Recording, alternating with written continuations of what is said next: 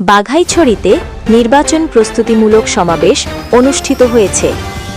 বিস্তারিত দেখুন মোহাম্মদ আসিফ ইসলাম সাইফ এর প্রতিবেদনে। রাঙামাটি বাঘাইছড়িতে বাংলাদেশ আনসার ও গ্রাম প্রতিরক্ষা বাহিনীর উদ্যোগে নির্বাচন প্রস্তুতিমূলক সমাবেশ অনুষ্ঠিত হয়েছে। মঙ্গলবার 10 ফেব্রুয়ারি সকালে উপজেলা মিনি স্টেডিয়াম মাঠে অনুষ্ঠিত এ সমাবেশে আসন্ন নির্বাচনকে সামনে রেখে আইন শৃঙ্খলা, নিরাপত্তা ও দায়িত্ব পালনের বিভিন্ন দিক নিয়ে আলোচনা করা হয়।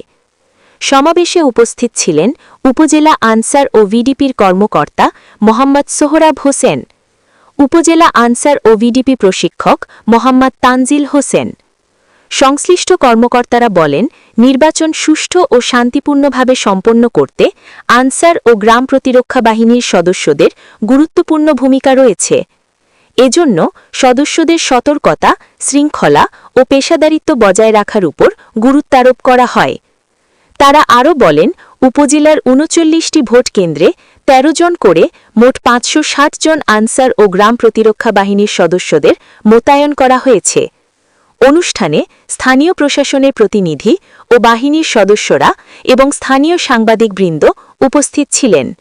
তারা আশা প্রকাশ করেন, সম্মিলিত প্রচেষ্টায় নির্বাচন শান্তিপূর্ণ পরিবেশে সম্পন্ন হবে।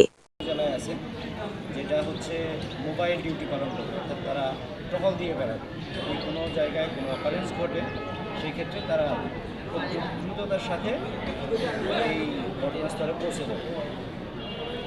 প্রত্যেক ভোট কেন্দ্রে আমাদের 2 জন করে এন্ড ইউজার রেজিস্ট্রেশন করা আছে।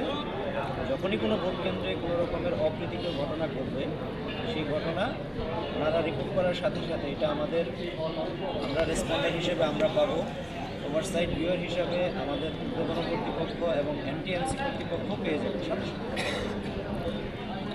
আশা করি আমরা সম্মিলিতভাবে একটি সুষ্ঠু নির্বাচন উপহার দিতে পারব।